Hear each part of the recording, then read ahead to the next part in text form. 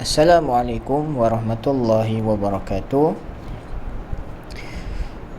InsyaAllah pada hari ini kita akan sambung pelajaran ibadat kita, iaitu pelajaran 5 dalam bab solat.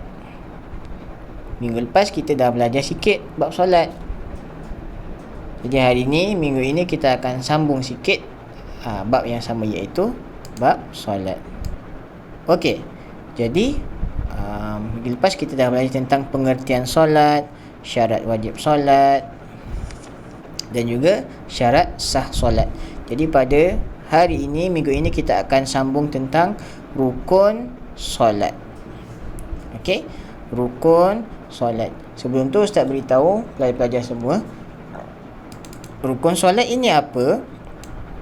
Rukun solat ini maksudnya adalah sesuatu yang mesti kita buat sewaktu melakukan solat. Jadi maksudnya, bila kita solat tetapi kita tak buat rukun solat, ataupun ada rukun solat yang kita tinggal, kita terlupa ataupun sebagainya, maka solat kita tidak sah. Solat kita tidak sah. Bila solat kita tidak sah, kita tak dapat apa-apa. Kita solat tu dapat penat saja. Sepatutnya kita solat dapat pahala. Tetapi bila kita solat, rukun solat kita tidak betul ataupun tertinggal, maka solat yang kita lakukan tu adalah sia-sia, tidak dapat apa-apa. Jadi rukun solat kita akan belajar hari ini terbagi kepada 3. Okey, iaitu yang pertama rukun qalbi, yang kedua rukun qauli, dan yang ketiga rukun fi'li. Okey, ada 3 rukun solat. Yang pertama rukun qalbi. Okey, ini ra waw kaf waw nun kun, rukun. Qaf lam qal ba ya bi, qalbi, rukun qalbi. Yang kedua ra waw ru kaf waw nun kun, rukun. Qaf waw qaw lam ya li, qauli. Yang kedua adalah rukun qauli. Dan yang ketiga ra waw ru kaf waw nun kun, rukun. Fa'in fa' lam ya li, fi'li. Yang ketiga adalah rukun fi'li. Okey, jadi apa dia rukun qalbi, apa dia rukun qauli, dan apa dia rukun fi'li? Kita akan tengok dalam muka surat 23. Okey, baik. Yang pertama sekali, ra waw ru kaf waw nun kun, rukun. Qaf lam qal ba ya bi, qalbi, rukun qalbi. Yang pertama ini sambungan muka surat sebelah tadi. Apa itu rukun qalbi? Okey, kita baca sama-sama. Rukun yang memerlukan kehadiran hati dalam melaksanakannya. Okey, jadi rukun yang pertama, rukun qalbi, adalah rukun yang kita perlukan kehadiran hati. Maksudnya rukun qalbi ni kita kena gunakan hati kita sewaktu melaksanakannya. Jadi rukun yang pertama, rukun qalbi ni kita gunakan apa? Gunakan hati kita. Jadi ada satu saja rukun qalbi, iaitu awak tengok yang warna hijau ni, nun ya ta niat. Okey, lagi sekali, nun ya ta niat. Okey, rukun qalbi yang pertama adalah niat. Ada niat satu saja, iaitu niat. Niat ni apa? Contohnya bila kita nak solat, kita niat dalam hati kita, kita nak solat. Nak solat apa? Contohnya tadi nak solat zuhur. Berapa rakaat? 4 rakaat. Kerana Allah. Okey, itu namanya niat. Niat ni bukan dekat mulut tetapi dekat hati. Contohnya, saja aku solat fardu zuhur 4 rakaat kerana Allah Ta'ala. Itu namanya niat. Tetapi niat ini mestilah dilaksanakan menggunakan hati. Okey, jadi yang pertama rukun qalbi adalah niat. Pasang niat di dalam hati. Okey, itu yang pertama rukun qalbi. Ada satu saja. Yang kedua adalah rukun qaf waw kau lam ya li kau li. Okey, yang kedua rukun qauli. Rukun qauli ni apa pula? Okey, mari kita tengok dekat bawah ini. Apa itu rukun qauli? Melafazkan bacaan dalam solat. Okey, melafazkan bacaan dalam solat dan diucapkan dengan menggerakkan lidah dan bibir.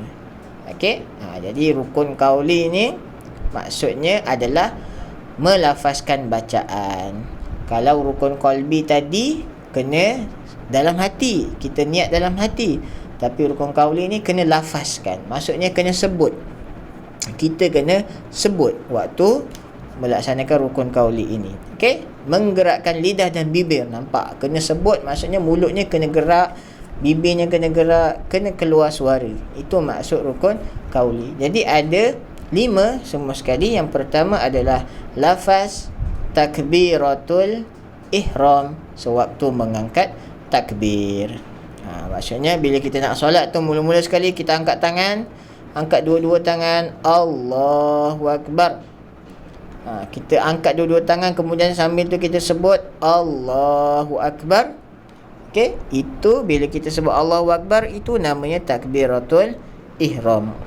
Kena sebut menggunakan mulut, kena keluar suara, tak boleh dalam hati. Walaupun kita sebut tu perlahan, yang penting kena keluar suara. Itu yang pertama.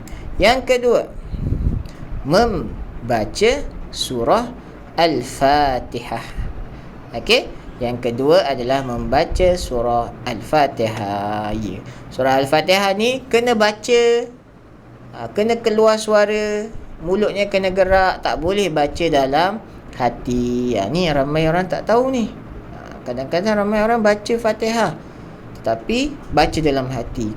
Jadi tak boleh baca dalam hati sebab surah Al-Fatihah ni termasuk dalam rukun qauli. Jadi kita kena sebut guna mulut, kena keluar suara, tak boleh baca dalam hati. Okey, jadi itu yang kedua, membaca surah Al-Fatihah. Yang ketiga, membaca tasyahud atau tahiyat akhir. Okey, yang ketiga adalah hendaklah kita membaca tasyahud ini, maksudnya asyhadu an la ilaha illallah wa asyhadu anna Muhammadar Rasulullah.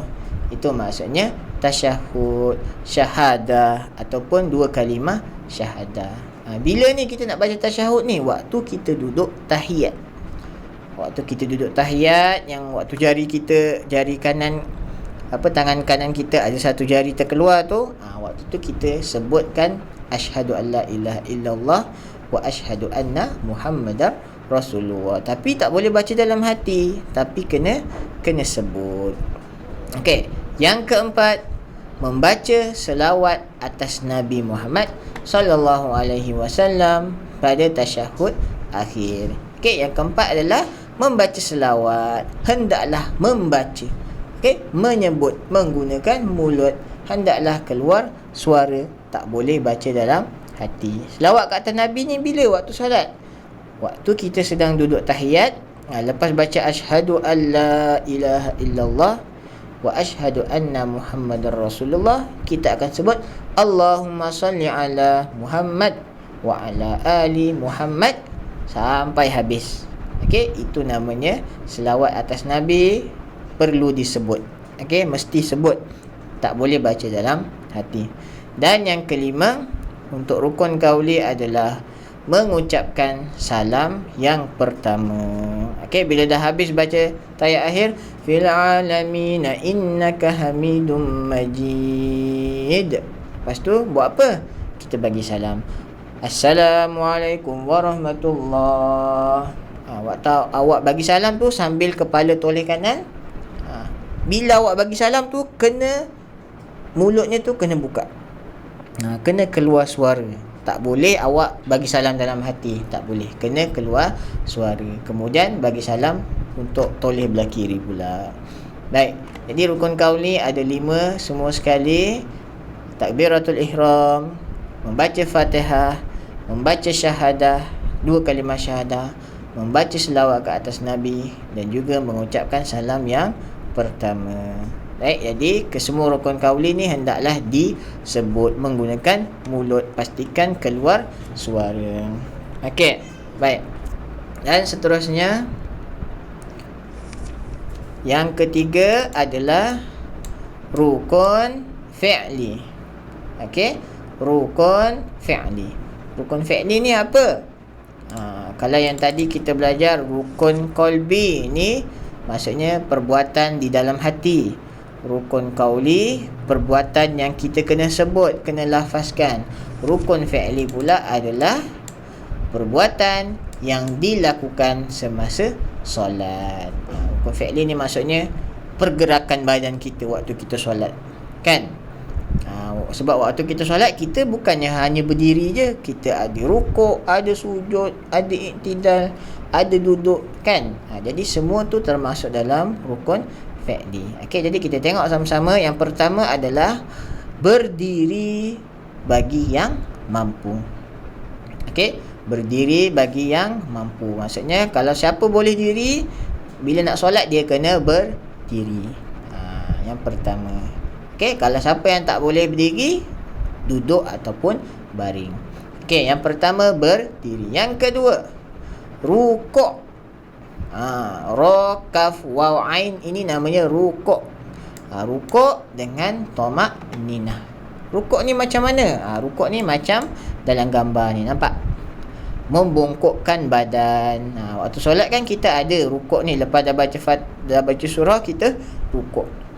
Okey, rukuk ini membongkokkan badan adalah salah satu daripada rukun fi'li, perbuatan kita. Dengan tamakninah maksudnya dengan tenang, dengan perlahan-lahan, tidak tergesa-gesa. Itu maksud tamakninah. Okey, yang ketiga adalah i'tidal. Okey, alif ain i, ta ti, dal alif lam dal. I'tidal. Okey, i'tidal ini ialah bila kita dah rukuk, kita diri tegak semula. Okey, daripada rukuk kita bangun semula berdiri tegak, itu namanya i'tidal. I'tidal juga mestilah dengan tamakninah. Maksudnya dengan perlahan-lahan, dengan tenang, tidak tergesa-gesa. Okey, yang ketiga. Yang keempat, lepas dah i'tidal buat apa?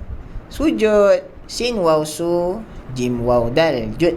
Sujud juga dengan tamakninah.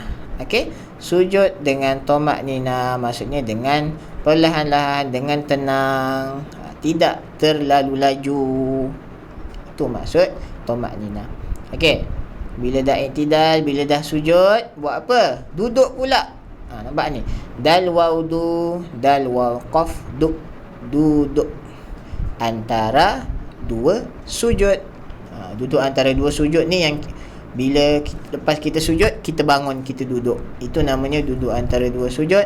Juga dengan tamakninah, dengan mengikut turutan, dengan perlahan-lahan, dengan tenang. Okey, lepas dah sujud, lepas dah duduk antara dua sujud, ada pula duduk ketika membaca tasyahud akhir. Duduk ketika membaca tahiyat akhir. Kan bila tahiyat akhir kan duduknya kan lain sikit kan, yang macam bengkok sikit tu. Itu namanya duduk ketika tasyahud akhir. Baik. Dan yang terakhir sekali adalah tertib. Yang terakhir sekali adalah tertib. Tertib ni maksudnya kena ikut turutan. Okey, mula-mula diri, lepas tu rukuk, lepas tu i'tidal, lepas tu sujud. Itu namanya tertib, kena ikut turutan. Okey, baik. Jadi rukun fi'li ingat adalah perbuatan kita waktu kita solat. Jadi ustaz ulang sekali lagi. Yang pertama, berdiri bagi yang mampu.